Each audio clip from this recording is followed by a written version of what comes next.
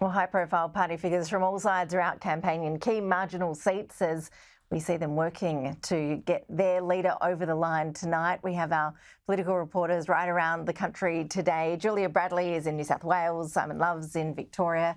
We have Kaiser Shields in Brisbane for us. Julia, let's start with you. You're in the electorate of Parramatta. It's in Sydney's west. What's the mood like there?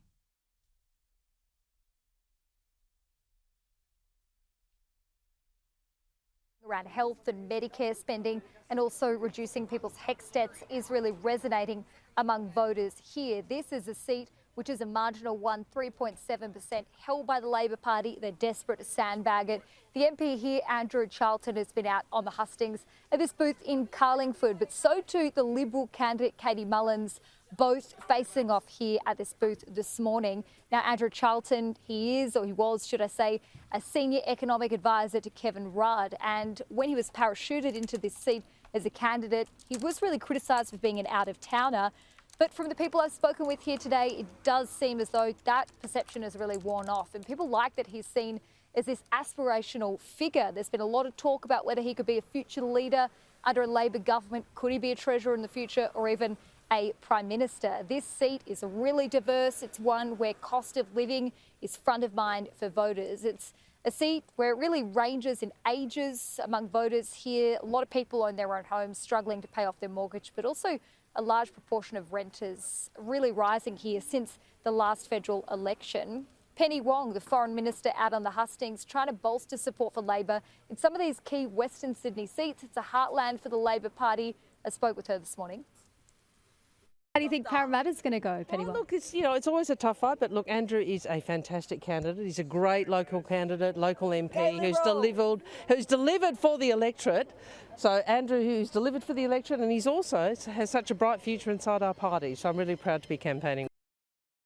Now, in recent days, Sky News has obtained a video showing the Labor MP Andrew Charlton out asking Liberal Party volunteers what religion they worship, and that follows reports that the Christian group, the Brethren Christian group, is handing out for the Liberal Party on large numbers at polling booths across the country. Now, the Prime Minister has called that group a cult. They instruct their members not to vote, but some people have said it's inappropriate to be asking that question. I put that to the MP this morning.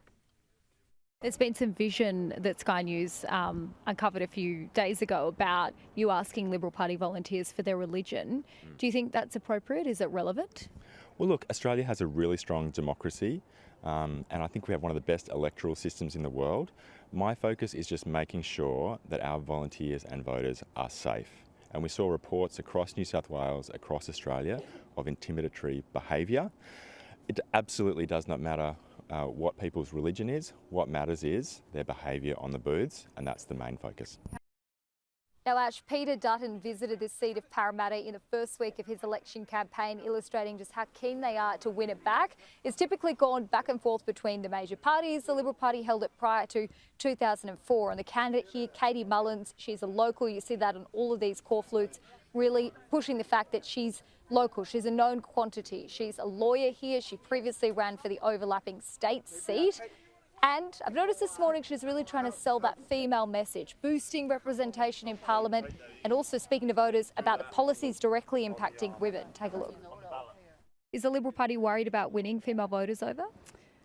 No, I'm really proud to be a female candidate, so that's just something I'm chatting to other women about. I think we need strong female voices in Parliament, and the Liberal Party is investing $500 million into women's health specifically, and also $90 million to tackle the domestic violence epidemic that we're seeing, and I think those are really strong policies.